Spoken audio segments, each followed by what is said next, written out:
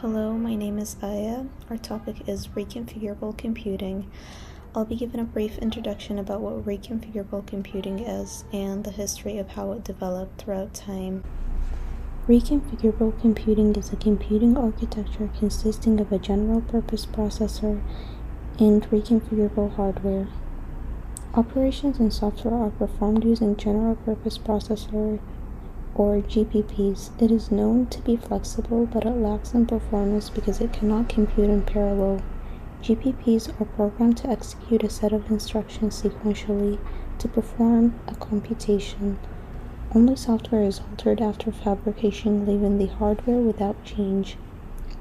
Operations and hardware are performed using application-specific integrated circuits, or ASICs. They're known for their high performance. They're very fast and efficient when it comes to executing specific tasks. After fabrication, the circuit or the device structure will not be modified. So what a reconfigurable device does is merge between the flexibility of GPPs and the high performance of ASICs. Role of FPGA in reconfigurable computing. FPGAs, or field programmable gate arrays, they were introduced to the world in the mid-80s, 1984 to be specific. FPGAs are silicon chips comprised of logic blocks, a programmable interconnection network to customize operations for a specific application, and a set of input-output cells. It offers high-performance computing with reprogramming capability. The interconnects allow the FPGA to accommodate into the required functionality without manufacturing new chips or having to make any changes in the hardware to reprogram the FPGA. FPGAs can handle multiple operations, making them capable of parallel processing, which is beneficial for processing large data sets in real time. History of reconfigurable computing. The first notion of reconfigurable computing date back to the 60s, where Gerald Estron paper, Organization of Computer Systems, the Fixed plus Variable Structure Computer, suggested the idea of a computer made from a standard processor and an array of reconfigurable hardware, and that was responsible for the invention of FPGAs in 1984 by Xilinx.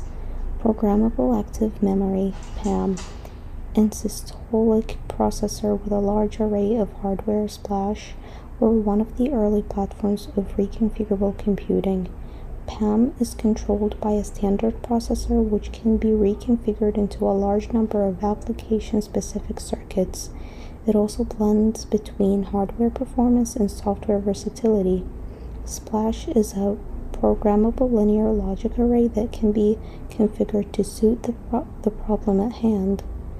Splash contributed to DNA sequence analysis and pattern matching application, and that's because its domain is created on non-floating applications.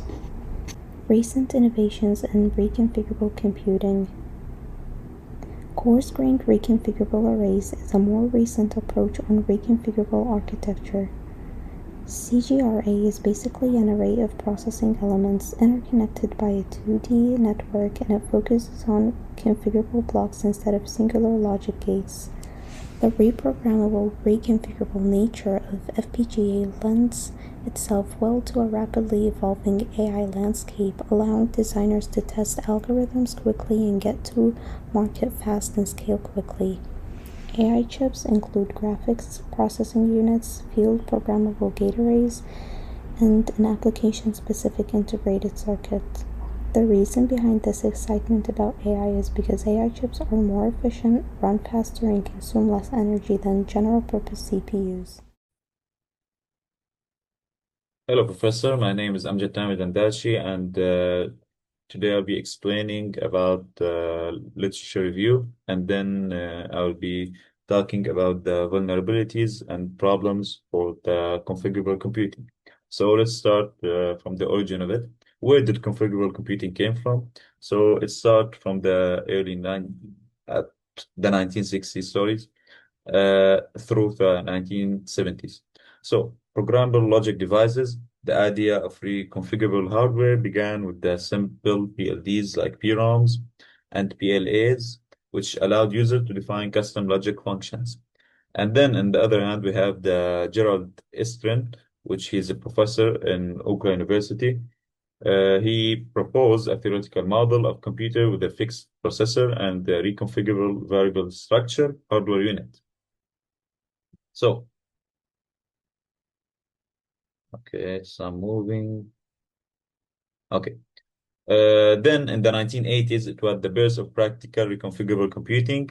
So, FPGAs or field programmable gate arrays, introduced by Linux and later Altera, which is Intel, allowed users to program hardware logic both manufacturing. So was like really big or major leap, enabling flexible applications, specific hardware without custom silicon. And in the early academic work, researchers explored using FPGAs for high-performance computing, demonstrating their potential beyond simple glue logic. Okay, so that was in the 1980s. Now moving on to the 1990s. Uh, so far in the 1960s, the idea was introduced. In the 1970s and 80s, it was assembled.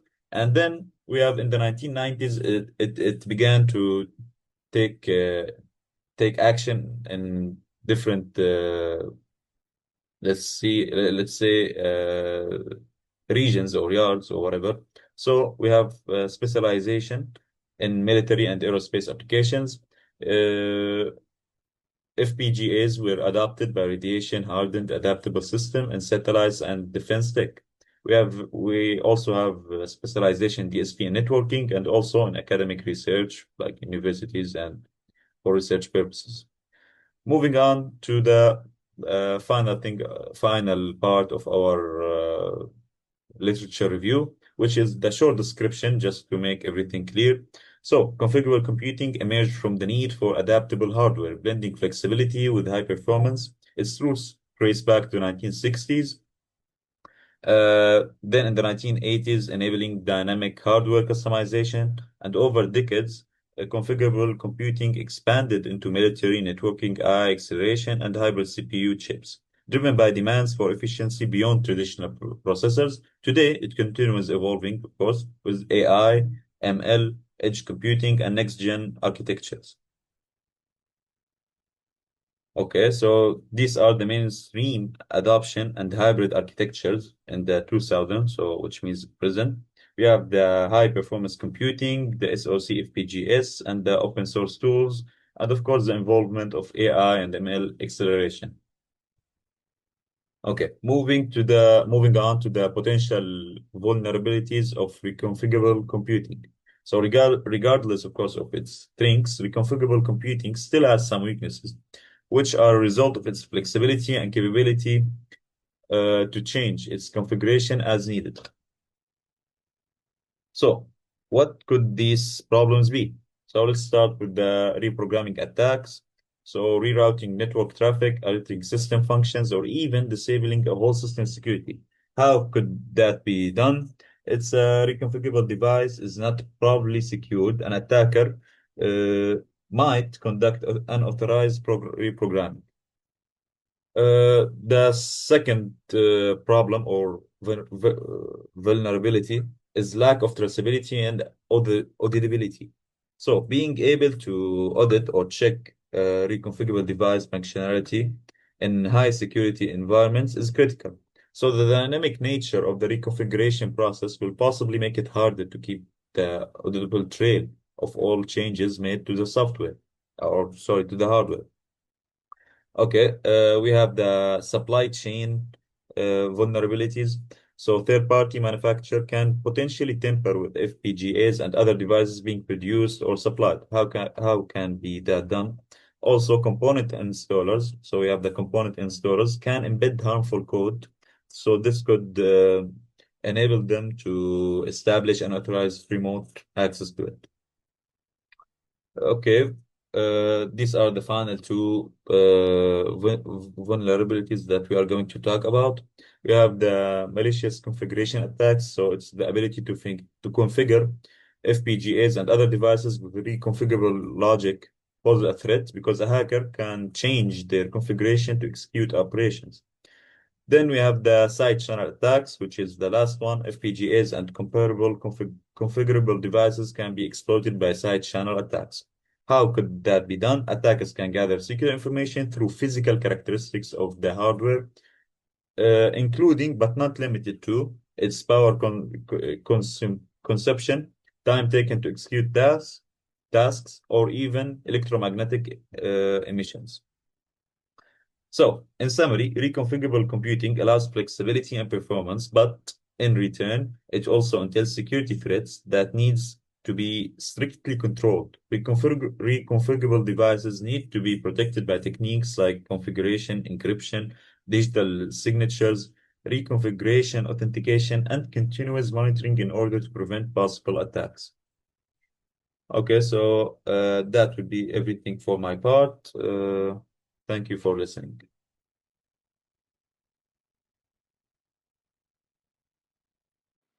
Okay, now I will continue with the recommendations for improvement part. Development of software tools. FPGA is a complex and time-consuming process, so it is important to make high-level synthesis tools more accessible, user-friendly, and powerful. Energy efficient design. Energy efficiency should be in foreground for the systems that are running in energy-constrained areas, or like FPGA.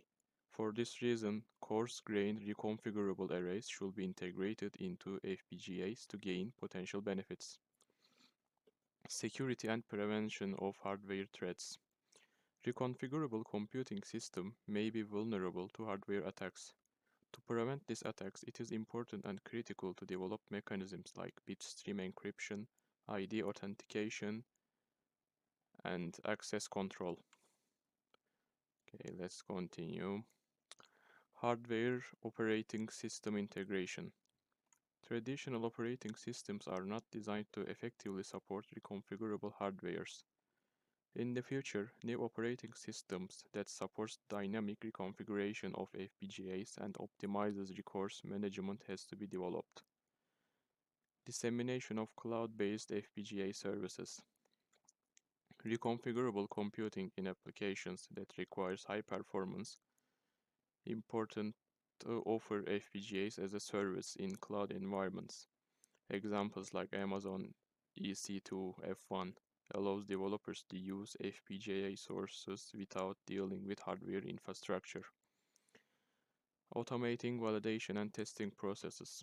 Traditional hardware testing methods may be insufficient in these dynamic systems. For this reason, automated testing and verification tools specific to reconfigurable architectures need to be developed. Okay, let's continue with the conclusion. Flexibility plus high performance. FPGAs combine hardware customization with software flexibility, enabling size systems that are both optimized and expandable. Also, FPGAs provide the most efficient architecture for tasks thanks to their customizable structures. Parallel processing capability. FPGAs can perform many operations simultaneously, which is especially advantageous in areas such as big data, AI, and signal processing. Key application areas for FPGAs or reconfigurable computing. Real-time data processing, areas like finance, radar systems, automotive, AI acceleration, alternative to GPU, especially for deep learning operations. Embedded systems, customized solutions for energy-constrained and space-limited environments, and telecommunications, rapid prototyping and adaptive network solutions. Future prospects and strategic importance of FPGA. It can reach a wider user base with more user-friendly tools. Security solutions should be developed at the hardware level. Integration should be facilitated by developing common hardware-software design environments. Advances in accessibility, performance, and security will be achieved through interdisciplinary collaborations. Reconfigurable computing will play a strategic role in digital infrastructure of the future. Okay, that's all. Thanks for listening.